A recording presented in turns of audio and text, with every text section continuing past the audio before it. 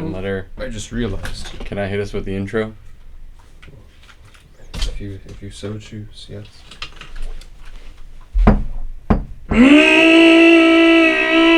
No, that was just a wall of sound. Oh no.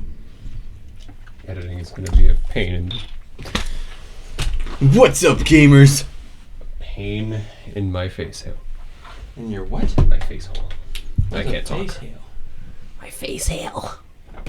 You face hail every time you go to work. So how are you today, John? I am great, Alex. Well, that's great to In hear. this dark and stormy night deep in the heart of America. Yeah.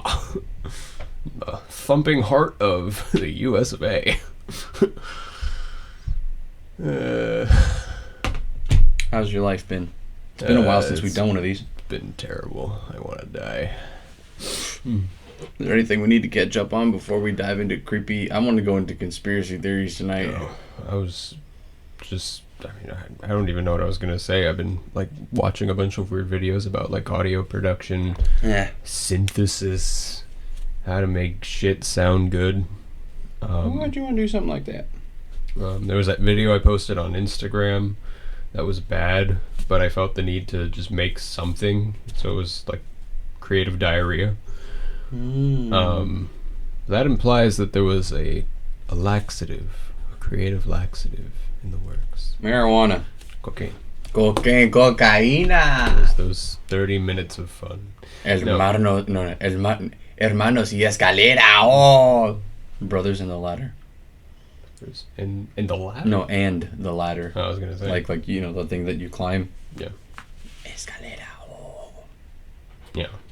I don't know. It's just the room right now. I like the atmosphere of the room. Oh shit. It's cool. It's dark outside. It's dim in here. It's this sort of thing that we need a creepy church organ. This is gonna be weird to say, but this is what I enjoy about the podcast. Just the environment. The feeling there's nobody else, even though there's everybody. Yeah. That kind of speaks to potential. Is it weird that that's how I also- feel about the shower? The shower, I think there's a weird psychological thing behind cleaning yourself and that sort Well, it's of... not even that. I just sitting there, you close the curtains, you lock the door, you turn on the light, and just let all the warm water hit your back, and it's just I'm all by myself. And there's just a comforting solidarity, at least for me, that comes with being in the shower by myself. It's no one, and I know other Some people are exist. scared of being in the shower for that reason. Dude, it's freaking beautiful. It's the closest thing. the movie Psycho. Yeah, that's where. our shower's too that small fear- though. Ain't nobody gonna jump in that thing and we ain't gonna see him. Yeah. But no, the nice thing about it, it's almost it's the closest thing to being in a sensory deprivation tank, without actually being in a sensory deprivation tank. True. But No, I found that and would you say that you think better when you're in the shower? Because that's what I was gonna say. Just I now. barely think at all when I'm in. Well, actually, no. I either sometimes I'm a vegetable, but most of the time I have high thoughts. When I'm in the shower, it's if there was a bomb full of color and it exploded, what would the colors look like? Just weird shit like that. Yeah. Sorry, weird crap cast by that. It's weird poop. Weird pee. No, I found that as weird as it is to segue from poo pee to prayer, I found that I pray much more effectively when I'm in the shower. It's just the flow of thought, because in many ways prayer is an exercise of thought. Yeah. Although it's obviously a heart thing as well, not necessarily speaking biologically, but what we understand emotionally as the heart. I found that that also, that aspect of, I suppose, the thought process in prayer, just it just flows. And now you made a weird segue from pee and poo to prayer. Yeah. So I'm gonna make us a weird segue from prayer to conspiracy theories. Religious conspiracy No. theories? Just it could end up there, but do you know of any religious conspiracy theories about the Vatican? That they're trying to take over the world and they're talking to aliens. That's the one thing that I've heard personally is the alien thing. Although I've never looked into it. If you think about it, you can make a very solid argument for the fact that the Catholic Church is a giant cult. Yeah. Because they still wear robes that were like 500-600 years ago, and maybe even longer than that. They were impressive to the common folk who A, didn't have Bibles, B, couldn't really like read and write all that well, and were just like dumbed down. So like you see this guy and he's got this big freaking hat on, and he's got like these long flowy white robes, and he says, "Thus saith the Lord." It's like, to put it one way, not they couldn't see my facial expression, but I was like staring in awe. Yes, in pure shock. At the cult leader. I can attest. Johnny was Pope perfectly emulating both sides of that. But no, I was gonna say like, not all Catholics, as weird as this may sound, not all Catholics are unbelievers, we'll say. No. There are some that are like absolutely genuine in their faith. Yeah, and, I mean, that's the messed up part. I almost said funny. And there are plenty. I mean, we're both Protestant for transparency's sake. No. Well, like, we're not Catholic. Yeah. That's what, as far as I'm concerned. No, Pentecostal. I try not to. Oh no, I was gonna say, I think every denomination has something incorrect in it. But just to finish off, like, just to cap off what I was originally going to say. Yeah, because I can go on a whole rant about denominations. Oh, maybe that's where we can go tonight. After because conspiracy theories. I've been wanting to get this off my chest. Right. This is the one thing. We're framing the podcast normally, now, where we're going to go from conspiracy theories to the denominations of it. Like, normally we don't write anything down in advance, and we just kind of like, I wrote down what we're talking about as we're talking about it, so we don't go back and repeat it by accident. Which is a great thing, by the way, because like it keeps everything sort of in fresh. check. Yeah. But like this time, I've been wanting to talk about conspiracy theories for a minute, man. Yeah. Like, who really shot JFK, and like okay, Jeff. Reptile people, and like okay, Jeff. And like the Catholic Johnny Church. Knows what that means. My name is Jeff. But I killed Jeff in Days Gone. No, what I was gonna say though, like, just to finish my thought about the Catholic Church and like people who follow Catholicism, just because you're a Catholic doesn't mean, like I personally believe that like you're estranged from God and you're not going to heaven. Like, I'm not saying anything like that. All I'm saying is that there are people who adopt Catholicism from a very materialistic point of view and from a very manipulative point of view, and those people can be priests and touching altar boys, and even the Pope himself. Touching altar boys. Yeah, and that's it in a very, very dark place. Have you heard if about they were Christian, they would not do that. A tree is known by its fruit, and Jesus used that metaphor to describe people who are Christians. If you openly sin and claim that you're a Christian, you are by definition not a Christian. Have you heard about some of the messed up things that the priests would do, and like the kids they would find deaf and or mute kids, so that they literally couldn't say anything? Oh, damn. And they would, like, I don't remember if it was they wouldn't necessarily put them on an island like some weird Hillary, Bill Clinton, Jeffrey Epstein I was shit, gonna say that sounds like some Epstein shit. It's like they would get these kids shipped off to like another country or something. And I think higher ups in the Roman Catholic Church have paid to pull certain priests out, like, and keep them silent and keep the whole thing swept under the rug. Well, there was that one priest who had a letter. It was an open letter that was sent to, it might have been the Vatican, and it was in relation to like just all of the cases of pedophilia within the Catholic Church. But maybe we could branch off from the, I mean, it's dark of a subject as it is, to that being pedophilia in the Catholic Church, to that's what I just another prolific pedophile, Jeffrey Epstein. I mean, do you think, Johnny, that Jeffrey Epstein killed himself? If Jeffrey Epstein kills himself, do you think John McAfee killed himself? Then I am a black transgender. I didn't know, Johnny, that you were a black transgender. That means Jeffrey Epstein didn't kill himself. Man, he was about to blow the whistle on everybody, and then he suicided himself 17 times with a bullet. He shot himself 17 times. Yeah, no, not quite. But you've seen things like that before, right? In the news where like a guy was shot multiple times, but in the head. And it was suicide, even though the gun, like if he wrote with his right hand, normally they'd hold it up to the right side of their head. The gun was on the left side of the bullet wounds, the entry wounds. Were found on the left side of the guy's head. Recently, there was a whistleblower on the Hillary Clinton. Yes, and he got suicided too. Yes.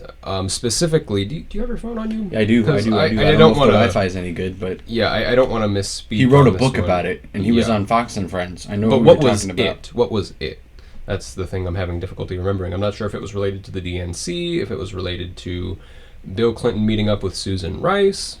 What was the guy's name? I'm not too sure. I know Steven Crowder did a video about this particular guy, although it was with David Landau in the commanding chair there. Landau? How do you spell his last name? Landau? No. It's EU. Landau? Possibly? I can't spell. Except when I can. Steven. And then.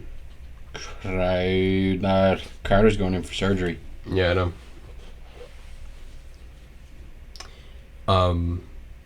But while you're searching that up, Johnny,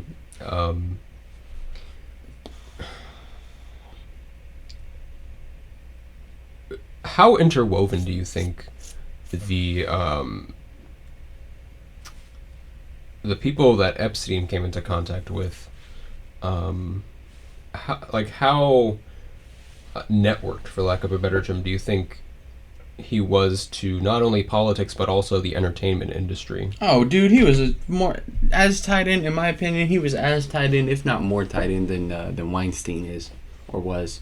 Do you have any sort of evidence? It's just a hunch. You don't. Okay. Because you have to assume. Right. There's a conspiracy theories. We don't. You have to assume this has been going on for a while. If the whistle was just blown about it now, it's not like he started doing this shit last week. Mm. So, if he's been doing this for a long time and we're only just now finding out about it, how many people do you think knew about it and just got paid off to keep their mouth shut? Mm. True. And he did acquire his money through very odd means. People have made videos about this in the past, the way Jeffrey Epstein acquired his fortune. It's not exactly concrete. There's been a rough sort of outline, but details that would be obvious for certain individuals such as Donald Trump.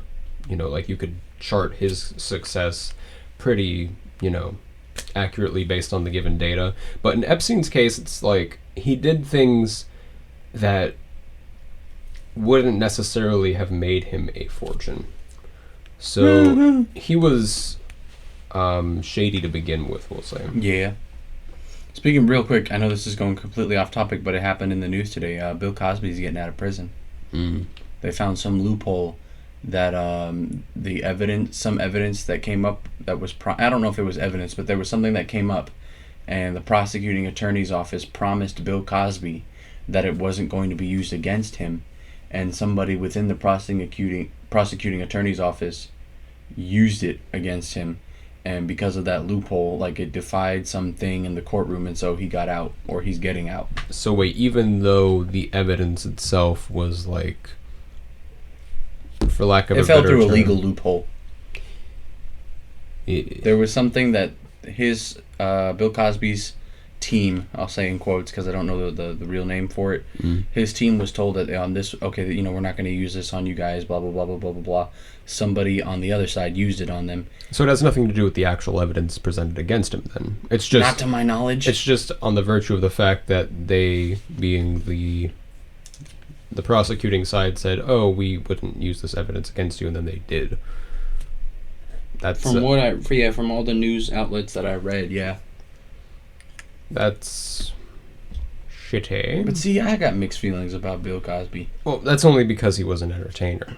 If he was anybody else, then we would all judge him in accordance to not our image of him, but who he actually is. And I'm not on some left-wing political BS, right? But he was one of the most successful African-American comedians who didn't necessarily have to make crude jokes or swear Especially for his time frame. Yeah, because like during his time frame, you had guys like Eddie Murphy and Richard Pryor, and Red Fox and others who were like hilarious. Don't get me wrong, I'm not knocking their comedy. They can all make me fall on my ass laughing within like minutes. George Carlin is my favorite African American comedian.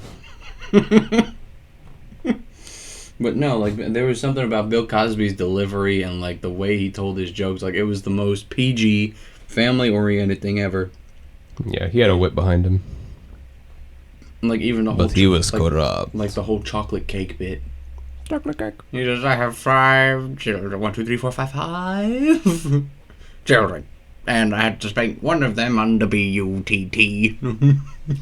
It was hilarious. Hey, he was a funny guy. It's just he had a whole bit about people wasting away their weekends, claiming that they're having fun when they get drunk. Yeah. He says, and they drink, and they drink, and they drink, and then they're on the toilet bowl. No, he was witty. It's just that. Yeah. And people call this having fun. It's just there's a difference between your stage presence and who you actually are, Yes, and that's one of those differences that's very difficult, I think, for a lot of artists, a lot of actors, a lot of musicians, a lot of public speakers, politicians, anybody who puts themselves They're not out who there they seem to be. To be judged by people because they can't. Because I mean, think about how fallible like we are as individuals. Like, I mean, if I were to, say, become a politician, like, I wouldn't last long. Because no, I wouldn't either. Because I would try and be too honest. Because like, in order for me to persevere in that environment, like in a hypothetical, you gotta one, know like what palms agrees. Like especially like if I like wasn't a Christian, we'll say. Well, if I wasn't a Christian, I'd be a great politician. Like, well, I know in my own case, like I would have to make an image of myself worth voting for. Yeah, and that image wouldn't be me because I'm not perfect. And I would have to make myself as perfect looking and appearing as possible in order to draw people in. And it's like, that's a difficult thing. Yeah. I mean, it's a far cry from like the George Washington types. We're going to close the border and blah, blah, blah, blah, blah. And they make all these promises. That's the politician's cliche is that, they make a whole bunch of promises and they never follow through with them. I think that they had the right idea when George Washington was president because the title of president was commander-in-chief. He served in the Revolutionary War. Like he actually saw combat and killed people and saw people die, whether it was his own men or the enemy. Like he experienced war. And one of the best things I think about George Washington especially is the fact that he didn't want to be a leader. He didn't have that ambition. He just wanted to be left alone on Mount Vernon. Yeah, he was a guy who just fulfilled the purpose that was met out to him. He took on that responsibility, and I think that's incumbent on any individual. I'm going to tie this in with another conspiracy theory. All right, were the founding fathers Christians or Freemasons? And did they worship did they start the Illuminati? The founding fathers were mixed. They were, some were atheists, some were agnostics, some were Christians, some were, I believe Freemasons. I believe some were Gnostics even. And the Gnosticism probably fed into some Freemasonry, and there's Freemason symbolism everywhere. A lot of everywhere. Yeah, between the Washington Monument, the pyramid with the eye, the dollar. That's a classic. I mean, Illuminati confirmed. Look at the like you said, the Washington Monument. The way that Washington D.C. is laid out. Yeah, the way it's constructed is, it lends itself to the architectural design of Rome. No. What was it exactly? Like Da Vinci? I remember there being a mimic to something, but I'm drawing a blank. Well, look at the buildings. This is the forgetful podcast apparently tonight. Look at the buildings in the Vatican and look at the buildings in Washington, D.C. I say the Vatican, like, Rome and Italy. Like, a lot of the layouts are the same. Like, the designs. I saw one, I know this is stupid, but it was a Family Guy joke. There was, and this is the Washington Monument, and, they show the tower and everything. And then this is the Obama Monument, and it's, like, the exact same thing as George Washington's, but it's taller and it's black. Stupid. Made me laugh. Stupid. That just goes to show you that you're smarter than I am, because I have a low sense of humor. Like, you could say butts the wrong way and I'll laugh. That's not a sign of... That doesn't make me more intelligent. Like, yeah, that just makes me more jaded towards, like, apparent juvenile humor. Like, I don't know. Like, I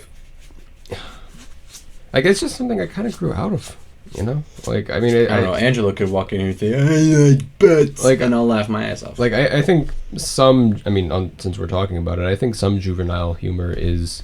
you know, like, totally, you know, fine as long as it's, like, not serious, you know. Mm-hmm. And as long as it's not malicious as well. I think people are way too uptight nowadays, and you can't say anything without offending somebody. Well, this is, I think, an interesting conversation to have. And I remember on our last podcast, we ended on the note of, like, humor, I believe. And, you know, I think we had, like, some form of disagreement about, you know, what jokes to take and what jokes not to, if that makes sense. Yeah, like, I think that we should make fun of everything or nothing. And that's the iDubbbz approach. You shouldn't hold... I mean, like, in your personal life, yes. I have crippling depression. Have standards, have goals, you know, have, like... osteoporosis. Some sort of stabilizing unit, whether it's, like, Christianity or like, and I'm not looking at it from the point of view of a Christian, but like as a human being, like a philosophy, like have something like that keeps you grounded. Yeah, but on a human level, you know, don't hold anything in so high of a regard that you get offended if it gets made fun of. See, if you don't like, say you're watching TV or whatever, or you're listening to somebody on the radio or through a podcast or on YouTube, take everything we say seriously, or anything like that, and people start going off, like atheist comedians show up and they just start railing on Christianity, which is fun to watch, to be fair, because like Christianity is a fun sort of ball to kick. Yeah, but if you don't like what the guy's saying, turn it off. Freedom of speech. You can say whatever you want. The whole idea of comedy is like the perfect expression of free speech.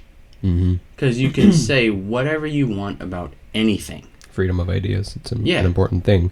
Although... Like, I may not like it. Like, I don't like it when people take shots at Christianity, because I know there's parts of it that are bullshit and there's parts of it that are real. And if you clump all of it together as bullshit when parts of it aren't, yeah, I'm going to get a little butthurt when somebody takes something that someone genuinely did that was good and clump it with, like, prosperity doctrine or something like that. That's, like I said, that's bullshit. Yeah. See, I kind of agree. If I were to make a delineation between... Ooh, like what specifically dilation, if I were to make a dilation between, you know, like, especially on Christianity, like what jokes I can take and what jokes like I would find offensive. If it were jokes about Christians, that's, you know, for the most part fine to me, because it's about the people, and I don't think people should take themselves seriously because we're all fallible. But when it comes to Christ as an individual, as not only, you know, in the Christian sense, the Son of God, but also in the sense of even a human, I find that making fun of him and his sort of ideas are personally offensive to me, because when I think of the ideas of Christ and I think of the things that he sort of put down, even as a philosophy, you know, separate from Christianity, they work. And I think it's a dangerous thing to criticize things that work, because the whole point of comedy is to test. It's to prod and to sort of explore. Isn't the whole point of comedy to make people laugh? Well, think about what laughter is on a... Not only... Oh, we going out here. Yeah. Like, let's get deep on this one. I'll put the laughter in slaughter. Evolutionary biologists theorize that laughter was a relief mechanism and also a means of communicating, like, before we could talk, that there wasn't a threat. But in order for that to occur, something has to register as a potential threat first. So you set people up. Yeah, so, like, let's say, you know, The punchline. Primate human 1 goes up to primate human 2 with a club, like he's gonna hit him. No. Even and then he hits himself. Even more primal, like although that would be funny. Even more primal, like a toy snake. Because humans are built to recognize snakes. And he gets this like, I don't know, this rope or this vine, and he slithers it towards him. And for a second, the guy freaks out. And then he recognizes, it was just a freaking rope, It was just some weird goofy leaves. It's just a prank rope. And he starts laughing, because like in this hypothetical, they can't talk. Yeah. Like, yeah. And pretty much how I laugh every day. So with that in mind, the whole point of comedy in that sort of box that, just for the sake of argument we'll go with, the whole point of comedy is to test and to sort of explore an idea, as well as to uncover like our own sort of biases against a given thing. That's why certain comedians will say get treated poorly because of certain jokes that they make. They get treated poor. And I mean that in terms of like not only like modern day cancel culture, as it's called in quotes, but also like the original cancel culture, which in a lot of ways was those Christians back in the 60s and the 70s and the 80s, who... if you don't like something, don't watch it, don't listen to it, don't let it have any well, like, part they of your argued... their arguments were faulty because... I mean, it was for a lot of reasons, and that's a separate subject entirely that I don't think I could do justice at the moment. But in part... it was because they weren't arguing from an honest standpoint, which is to say, they were trying to apply biblical jargon to a subject that needed a specific addressing.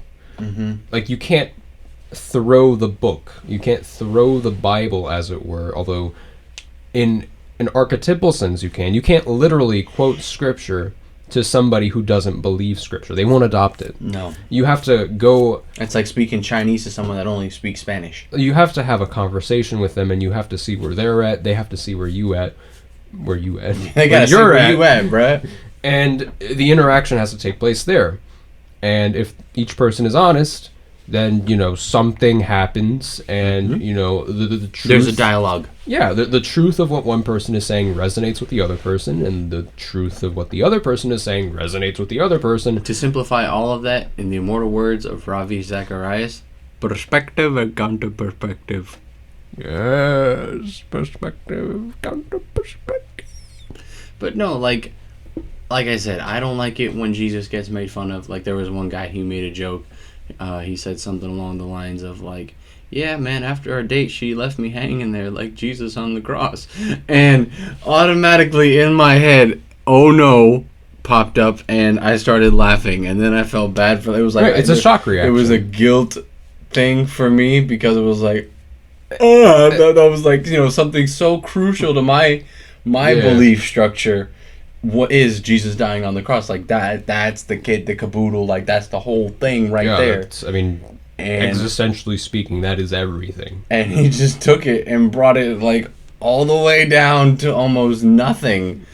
And I think I laughed more at how shocking it was versus what he actually said. That's exactly what it is. Because it's a reaction. if you dissect the joke, I mean, obviously, if you dissect any joke, it stops becoming funny. Yeah. But if you dissect it, it's like, oh, Jesus hung on a cross, I got hung up on a date. It's like, what? Because a lot of a good tool that comedians use that I've noticed is you bring up an idea, you talk about it for a little bit, and then you weave your way out of it into into another topic, and then from seemingly out of nowhere go back to that original topic. Of return to the beginning. That's also an orchestral thing, like just a musical thing as well. It's satisfying. Thank you, Hans Zimmer, for satisfying. But no, I think that in America, if we do have all these freedoms, which the paradox is that people can make fun of God because they live in America, but it's because of God that they're allowed to make fun of him, because he's the one who gave us all the rights that we have. If our rights come from our Creator, we have the right to freedom of speech. We can say and do whatever we want, provided it's within the confines of the law. Yeah. And so it's... But who makes the law? Exactly. But other men with their own biases. Exactly. Because I've heard people like, oh, it was just a bunch of rich old white men who didn't have anything else to do, and they just came up with all this shit, and then... The 1% is a revolving door. That argument is a fallacy. Seize the means of production.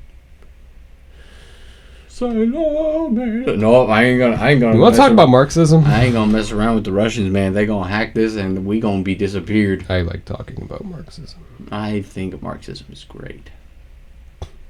I'm not a conservative Christian capitalist person at all. No, I like Marxism. See, one thing that frustrates me about the conservatives, though, and we might end up butting heads on this one, is like they always go on and on and on about socialism. And they completely sweep under the rug the times where in like Scandinavian countries in a sort of microdose setting, socialism works.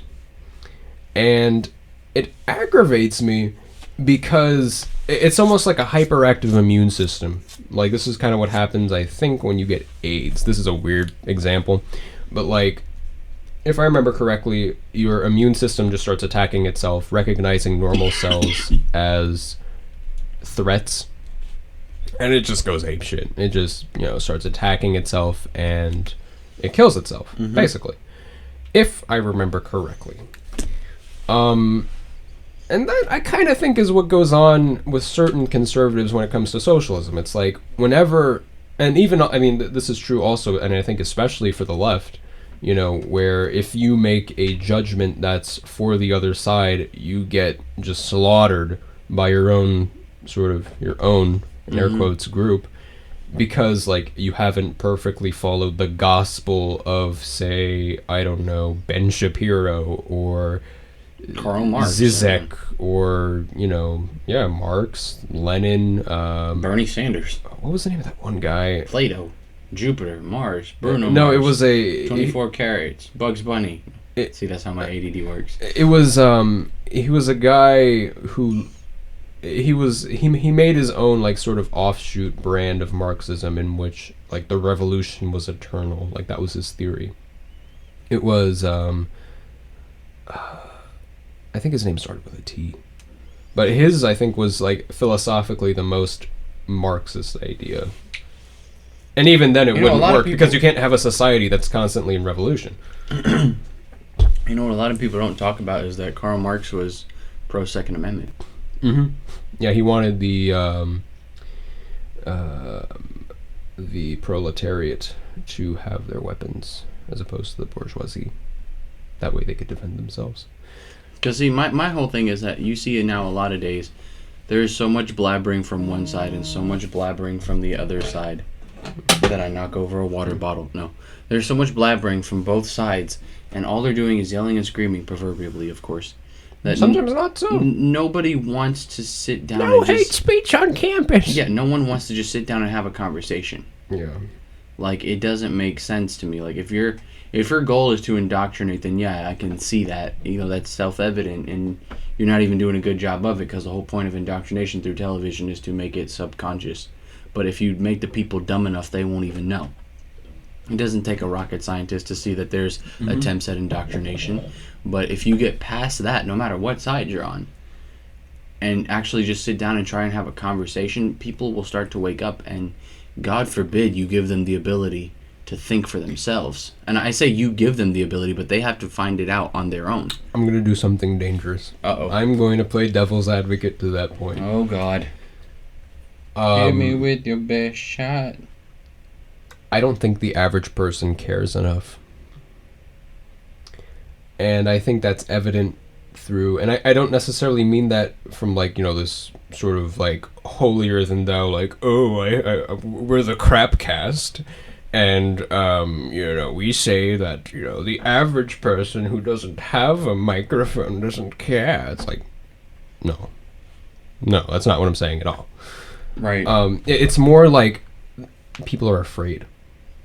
They have their own issues that they're trying to sort through on a day-to-day basis. They're trying to pay bills. I mean, these are the people that I personally work with on a daily basis. Same. And I mean, not quite, but yeah, you work with them as opposed, or maybe for them, possibly, in a weird way. depending on how you look at it. Yeah, you can make that argument. So, with this in mind, like, I'm not coming at this from, like, a intellectual point of view. Because that's stupid, ironically enough. And I think because of that fear, and because of just the weight of their own responsibility, the fact that not everybody can be their own journalist becomes evident quickly. And unfortunately, and again, I'm playing devil's advocate to your point, so I largely agree with what you said. Unfortunately, as a result of that, for lack of a better term, divide, you end up in a place where indoctrination becomes appealing if you are trying to push an idea, because the people just they don't care. So by subtly pushing your own agenda on them through entertainment specifically, and through, even to get more specific, through music, through through swiping on Instagram, getting that sort of positive feedback loop of just scrolling and liking, Facebook, Snapchat, tweeting. Once you start to make that sort I of... heard it really bad. Hang on. Damn, boy. I offendeth myself. Let me get a big-ass fan. It's one of them burners. But no, case in point, like... It's like a bad egg. Like, putting on... Like Chris Cuomo. Putting on the devil's advocate and Gerald Rivers. You can almost... when he was white. You can almost make a case that, maybe indoctrination isn't the worst thing in the world because the masses are unenlightened. But obviously that's a shitty point to make because people can still tell right from wrong. And even though, there are some stupid people out there, that doesn't mean that... you're listening to two of them. Exactly. Like, this is the Crapcast. Hello. Even with not rocket scientists, people. Yes, we're not even rockets. A collection of lies. Okay, that's all we are. We are an amalgamation of the masses and their stupidity. Yeah, we're dumb. We're dumb. We should call this the Stupid People Podcast. Stupidcast. The Stupid Cast. Stupidcast. Brought to you by... What's something else that's really stupid? Cupid? Napkins. Napkins are stupid. Napkins are stupid. Who uses napkins? You wearing clothes? Okay, do one of these. If you use a napkin, I'm punching you in the face. You're so stupid. I'll cram your teeth down your throat and shove your teeth into your butthole so bad that you will have to stick a toothbrush up your ass to wipe them. Did you know that the same skin that's on your lips is on your ass? What? Yes. Yes. Yes. Yes. No. You mean to tell me? Welcome to biology class. You mean to hang on? With your boy from the Crabcast. I'm 22 years old, and this is the hang on. You mean same skin? The same? Yep. That is here. It's the same in your asshole. So if you have a really bad burp, is that just like another fart? Like a face fart? Yes, and that means that people talk out of their ass in more ways than one. Yo, that is genius. You are a genius.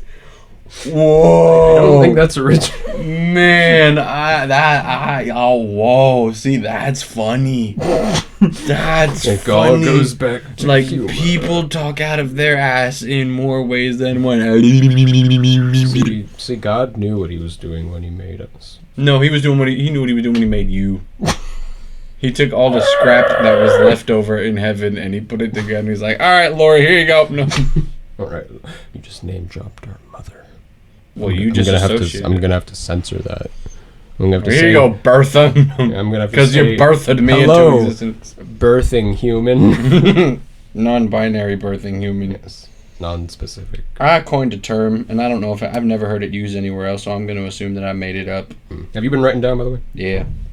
Okay. And this is a term that I identify as. Right. I identify as a conservatarian, which is a combination, a libertarian and a conservative. I think I want to punch everybody in the political landscape in the face collectively, including myself. Like, just... Why? It's all rotten to the core. Well, think about it. Libertarian is the best human political view. Like, not as a Christian, not as an atheist, but as a human. As long... I don't like... See, this is the sad thing, okay? So I used to... I don't even know what I am anymore, politically speaking. Like, anyways. You know. Like, there are certain things, like... Ooh, that's stinky. Like, I've translated my political views far more to Christianity than anything else. So I think, politically speaking, even in that, I would say, like, as hipstery as it sounds, like, I'm a Christian. No, see, because I'm turning into a Christian hipster. I want to. Because this is my logic. Even though my religion says so, as a human being, I can't force anyone to believe what I believe. I mean, and two, how many bullets do you have? And two, I can't assume that I know. That was a joke, by the way. I can't assume that I know what's best for everybody else, even if I think I do. Mm-hmm. I can't act like I know what's better for everybody else. That's a completely honest assessment. And so the whole idea of libertarianism is, as long as you're not hurting anything, and as long as you're not forcing anyone else to go along with what you're doing, do whatever you want. Do what makes you happy. But see, the problem with that's not a Christian thing. Yeah, the problem with that is but that's the most human thing. That's a very lazy sort of political view, because how can you be a leader? Well, that's half, like I said, conservatarian. Right, because, I mean, you can make the argument from, I suppose, and this may sound a bit authoritarian, but how can you lead a group of people who the hell made you a leader? No. Like, let's say you're democratically elected. Mm-hmm. You know, like, that's, we'll say in this case, that's a given. Mm-hmm. And as a result of that, you're now asked to make policies and to propose different ideas. Give me an example. I'll show you how I would do it. Like, I'm talking, like, sort of like now in modern day America where things are so divided. Oh, yeah, perfect. Like, Give me an example. Like, how could you say, pass a bill on transgender story hour? And what do you mean? What is transgender story basically, transgender people reading stories to children in schools and having that be mandated. Like, how would you get rid of something like that? Assuming that's something you want to get rid of, like, you know. How would I get rid of it, or how would I deal with it? Is what I should say. Yeah, I would leave it up to the school districts, and I would say, look, you guys, it's, you know, more specifically than the school districts, the parents of all the children, because they're paying their money for those kids to go to those schools. If that's not something that those kids or the parents want their kids to be hearing, they vote on it. And if the majority is no, then it's not allowed in that school.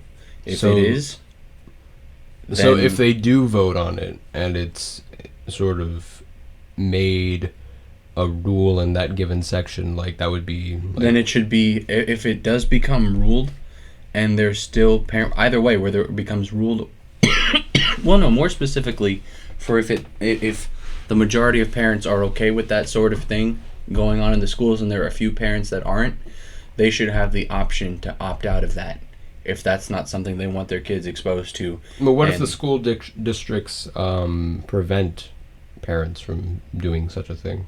Like, they prevent them from having their children opt out of it because it would be transphobic. And it wouldn't be transphobic. It's the having parents. Their children opt out of transgender story hour. Yeah, if the parents, it all has to do with the parents' comfort level, with what they're comfortable with allowing their children and what they're allowing their children to be exposed to. If they don't want them to be exposed to it for whatever reason, it doesn't matter if they're transphobic, if it's because, or for any other reason. As an American citizen, you have the right to be transphobic. You have the right to be homophobic. This is kind of my point, which is that You could get so caught up in the weeds. Ideally, you should have the right to believe whatever you want to believe. Yeah, just don't force me to go along with it. But when your country, in this case, like let's say your Grand Poobah sort of president of the United States, when half of your country wants one thing and the other half desires another, it becomes very difficult to lead a unified nation at that point, because you're going to piss off half the people with whatever it is that you do, if it's a binary choice. Let me give you an opposite example that leans towards because in a unified country, like, I mean, just not to cut you off, like in a unified country, I lean far more in your direction. But I'm coming to the conclusion that authoritarian measures should be taken when something like anarchy is knocking at the proverbial door. Or anarchy should be allowed. Yeah, we can't be trans-anarchists. And the entire system should be reset, and from the ground up somehow create a nation as good as the one that we had or have already. Yeah, like I said, even though like it's changed. This example that I'm about to give is almost like what you were talking about, but in favor of Christian conservatives. Mm-hmm. Say someone's president and they enact a law. They pass an executive order that says, hey, we're going to put Christian prayer back in schools. If I was a president, I would do that, but I would also have the option of, hey, if you don't want your kids to participate in this, or your children don't want to participate in this, they don't have to. And that plays on the principle of individual liberty, right? Exactly. If it's something that the parents are for and it goes into the school system and they do it, fine. If there's 100 kids in one school, realistically, let's say 300 or more, but average 300. If 20 to 50 of those kids don't want to do it, they don't have to. If 299 of those kids don't want to, they don't have to. If there's only one person that wants to do it, they should have the right to do it. So simply making it available to them in terms of a right. Yeah, because the moment you try and force anything... Because that's a bit of a different issue, because to have the right to do something, I mean, I'm all for individual rights, but when something becomes mandated... Exactly, that's where I was going to go with it, is the moment whether it's forced trans propaganda or forced Christian propaganda. Now, granted, the only leg up that Christians have in this is that we were founded as a Christian nation. Yeah, but you could still dress up Christianity as just about anything nowadays. Exactly. Like, there's some serious New Age shit going on in Christianity that makes me want to puke. Whenever the country was founded and whenever the people in England fled to come to America, it was because they were being persecuted for their beliefs, and they needed a place where they could worship God the way they wanted to without fear of death. That's the most American thing ever, is the right to do what you feel led to do and what you feel comfortable doing without being in fear of losing your life. That's why I don't care if you're gay or transgender or non-binary or whatever freaking letter of the alphabet. Be who you want to be. Exactly. I don't think people should, just because you don't agree with a certain lifestyle, you shouldn't be in fear of losing your life because of it. Like, yeah, I don't agree with the homosexual lifestyle or with the transgender lifestyle. I don't think that's biblical. It's not necessarily something I would quote unquote support. I don't think it's just helpful. But if I saw a whole bunch of them about to be shot or about to be, like in a burning building, or where they were in fear of losing their lives and it was a real threat, I would do everything I could to save them. Because, for one, they're human beings just like we are. Yeah. And like I said, who am I to say that I know what's best for everybody else? Maybe that shit really works for them. More power to them. Don't force me to go along with it. Yeah. But go for it. If that's you, hey, whatever floats your boat. We can argue the religious semantics of it later, and your soul and where you're going, heaven or hell, yada, yada, yada. We can do that some other time. Right now. Or how helpful it is, like, on an individual level in terms of their, like, psychology on, like, at that present moment, if they're in fear of losing their life, I'm going to try to save them. Absolutely. Not because of like, oh, you're a Christian, you're supposed to help people. No, as a human being, I would want. Well, again, this kind of goes back to Christianity, so I guess it's in my DNA at this point. But I've always lived it's an American idea which plays on those Judeo-Christian, Greco-Roman values. Because I've always lived by or tried to live by the standard of treat other people the way you want to be treated. If I was in fear of losing my life and the only person that came to save me was some queer transgender dude, hey, you know what? Thank you for saving my life. Absolutely.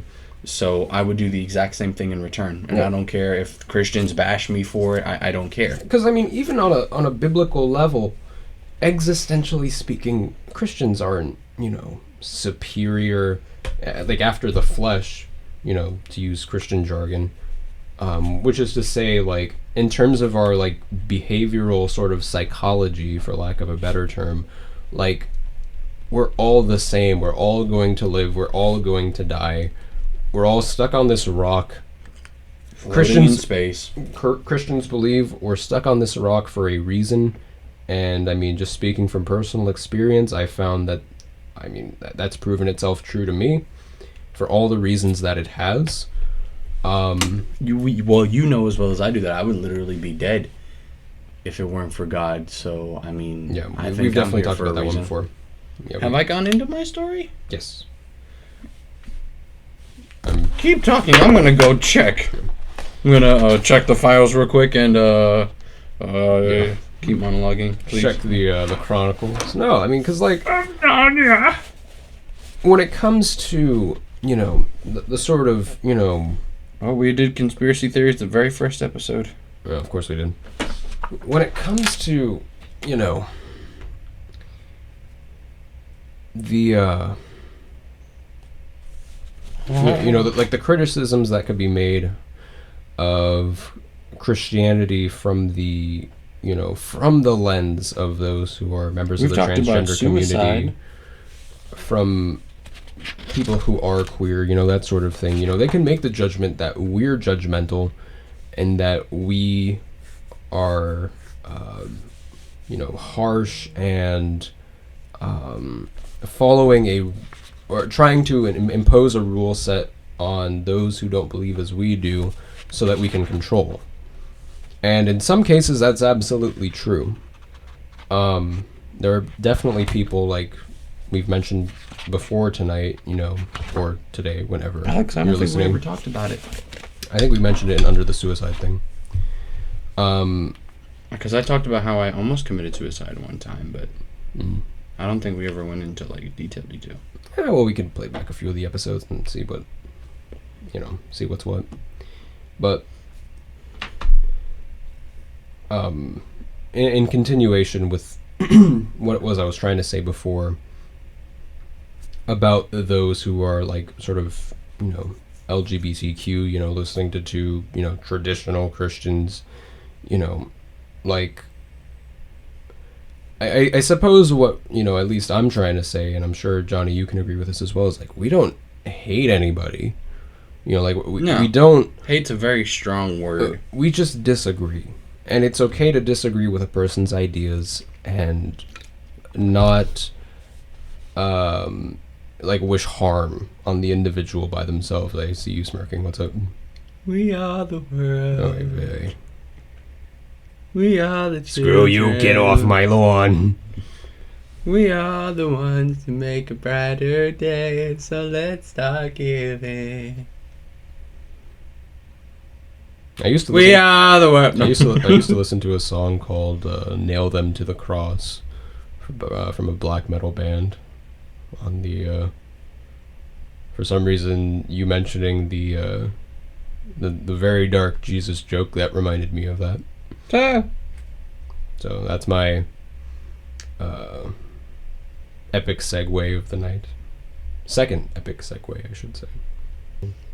Like, have you heard of the lion killer apes? No. Bro, let me show you something. I have something to show you. I forgot, they're like the Babadook. That's not really what they're called, but their name starts with a B. And I looked them up one time, so it should still be in my search history. Hold on just 1 second. I got a quick thing. Well, these people are just going to listen to me say "bah" for a few minutes. Bondo ape. That is what they're called. Bondo. Or Billy apes. They're called Bondo mystery apes. They were, for the longest time, people didn't even know if they were real. And then in like 2003, a sensational reports in the popular media, they found a giant ape supposedly inhabiting the wetlands and savanna around the city of Billy in the Congo. And there's pictures online. You can look them up, called Bili, Billy ape. And there are these pictures that like that these apes are as big, if not bigger, than humans, and they're stronger. Like my whole thing is in addition to apes, you take like something like gorillas, okay? And gorillas, and as far as I know, other apes too, can do sign language, right? And they can learn like up to 100 words, maybe more or less. But I heard the average was like 100.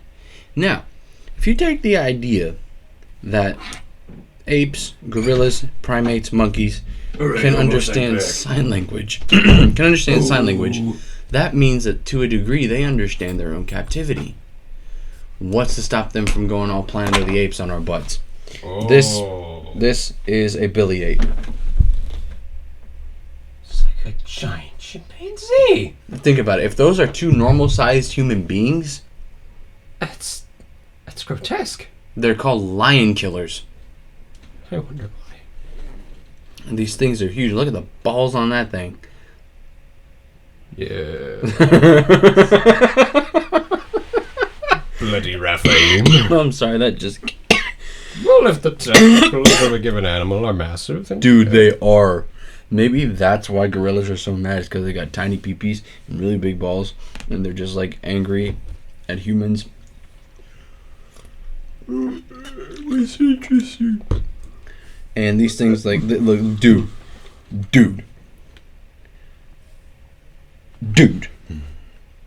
It won't load. That picture right there, I tried to click it to get a better image of it. But look at that thing. Oh, he's angry. He's angry and he's hairy. Man. He's angry. You don't mess around with apes, dude. No. Apes are very disturbing. I like to think of apes, honestly, in a similar way. Well, maybe not in a similar way, but like, I try to view them as something of a metaphor. You know, like, this is what humans would be were it not for something like our ability to recognize the truth. Because apes have a weird sense of justice. And all animals do. a sense of fairness. Like, there was this guy, he had an ape growing up. I'll tell a quick story.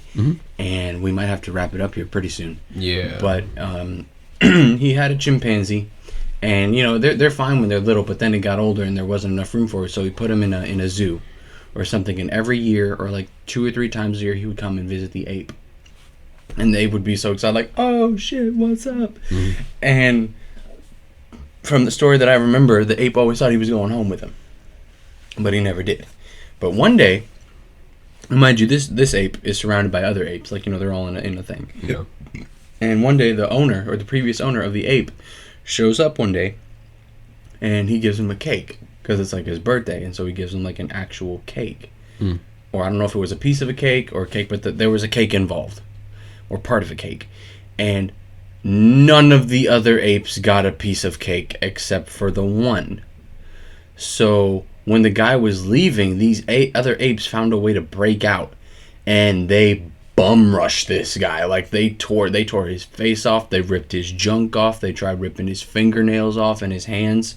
Like, they know what humans use, and they see, like, if you try to move your hand out of the way, they'll just rip it out and, like, just try pulling you apart. Like, they effed him up bad, and he had to have whole, like, facial reconstruction surgery. I don't know if they went for his ears, but, like, anything that they use that we use, because, you know, like, they say there's only a 2% genetic difference between apes and humans. So they, you know, they're smart enough. They pick up on how we do things. Yeah. They know we walk with our feet and we use our hands to grab things. They went for everything important to him that he could use. Yeah. And, like, they totally messed him up all because they didn't get cake. Mm. And it was like unfair to them. Oh, why is he getting the cake and we don't get any? No. And like you look at an ape and it doesn't look that strong. Mm. It is though. He could rip your arms off and beat you to death with them and not even break a sweat. Yeah. I saw apes not in a zoo. They were in the jungle. Like this was in the wild. Like this was a David Attenborough thing. So like automatically I was into it. Yeah. And these apes That dude's voice. chased a little chimpanzee up a tree, killed him, and then started breaking off pieces of his body and giving it to the other apes. Like, oh, here's a leg for you. Here's this for you. Like omnivore apes. Yeah. And I'm sitting there. Well, what's strange is that chimps can go to war. Like there are warring factions among chimpanzees. Yes, sir. That's been recorded, and then the silverback show up. I mean, I recommend watching a certain video by Count Dankula, a YouTuber, on that specific subject.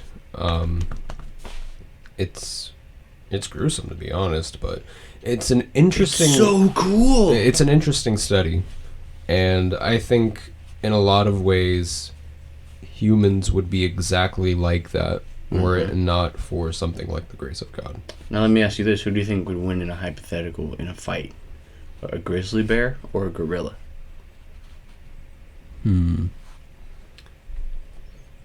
I think.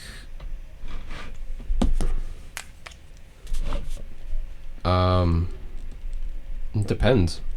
I think the gorilla has more advantages. I think the gorilla may be smarter, and with the gorilla could like pick up a log and start beating him with it or choke him out with it. With the bonus of opposable thumbs. Because I believe that bears run faster than gorillas. Oh, like absolutely. A bear can reach up to I think it's 35 to 40 miles an hour. Yes. And bears can also climb things like gorillas. Granted, I think gorillas would be a little bit faster at climbing. But like if you really want to get into it, it would all depend on like the layout of the terrain and things like that. Like if it was in a rainforest, I think a gorilla would have the advantage. I think if it was on a mountainside or a cliff or in a rocky terrain, the grizzly bear would have an advantage. But overall, I want to give it to the grizzly. I mean to the silverback. Oh. To the gorilla so bad. Like I want the gorilla to come out on top. See, I want the bear to come out. No, man. Because bears are like gorillas are more mobile and flexible than I mean you've seen the movies. Look at King Kong. Yeah. Like No, that's why I think the gorilla would win. I would like the bear to. I think the bear would win, but I would want the gorilla to win. Why would you think the bear would win? Because the bear's got like more power overall, and he's got claws. You know how much silverback gorillas can weigh? Yeah, no, like it would be a very tough fight, but gorillas don't have claws. They have their teeth, and they'll use their teeth as weapons. But a couple of slashes from a grizzly bear with all that PSI coming down on you at one time, that'll shake up anything. That would go through a human like whipped cream. Yep. If a bear just stuck his paw right there, just I go through a human like whipped cream. Shoot. Yeah, man, shoot, man, shoot. But I think like a pizza cutter through pizza. If it was a very an exceptionally smart gorilla, then he would win. Because like I said, he could pick up a giant log or something and wrap it around the bear's neck and choke him out with it, or just start beating him violently with it. Like I don't know, but if it was like an average gorilla, I think a bear would come out on top, because simply for one of the facts that the bear could outrun the grizzly. Wow. I mean, the bear could outrun the grizzly. Wow, listen to me. The bear could outrun the gorilla. Well, once we break into the Vatican and steal all of their gold, which we're going to do next week, y'all better stay tuned. We're going to buy a zoo. We're going to the Vatican. And after we're going to put the zoo in the Vatican. We're going to overthrow the Vatican and then put the zoo in the middle of the Pope Peter the Pan Pope Square. Francis. Like what's the square? Not Basilica Square, but the St. Peter Square. We're gonna put the zoo in St. Peter's Square, and we're gonna block off the streets. You've seen Angels and Demons. You know how big that square is. And then we're gonna put a gorilla, like a silverback, and we're gonna call him. What are we gonna call him? We can't call him Caesar because that's already been taken. Kong Kang. That would be really King Caesar. No. Kong Kang. Kong Kang. No, not Kong Kang. We gotta call the gorilla something really stupid, like Bubbles, and then you take the gorilla's Bubbles. The gorilla's gonna be called Bubbles, and the bear is going to be called something really, really, really like unique and different, like Kodachrome or something. And you're going to have like Bubbles and let's see, Kenai.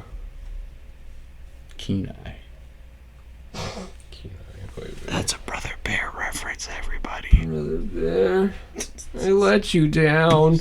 Anyways, and after you trusted me. And after this fight, we will. Wait, what are we calling the bear? I don't know. Kenai. We gotta call the bear. Crackhead. No. We'll call the bear Grizz. Grizz versus Bubbles in St. Peter's Square. We'll call him Lee. Lee? No, that's not a bear name. Grizzly. Bear. See, people take the name bear and they give it to humans. We'll call the bear Connor. Connor versus Bubbles in St. Peter's Square. Stupid. That's a pay-per-view worthy shit right there, dude. I could just see Bubbles in like a kitty apron. No. A tutu. With, like, that's just a little too, like a tutu that's like just a little bit too tight for him. So all he's got to do is like flex or freak out one time, and it rips off, and it's like Bubbles is angry, and then Grizz is just like, and Bubbles is like. No, you probably won't get the reference, but we can call it Bear Kuma. Kuma from Tekken. There's a joke character. It's literally just a giant bear named Kuma that you can play as, who has like a big fish that he beats people with. That is so cool, dude. We'll give Bubbles a giant banana, and we'll give Kuma a giant. We'll give Kuma like Kumatos. No, we'll give Kuma a giant salmon. Yes. And these will be their weapons. Yes. We want to thank you for taking this time and listening to the Crapcast today. Yes, you are. If you'd like to support our channel, you can visit us. Oh wait, we don't have a website yet, so you can't visit us, even though we want you to visit us. I don't want you to visit me. Why would I do that? You're a human. Yeah, but I'm a human. I wouldn't want to visit me. You precious listeners, though, we're so grateful.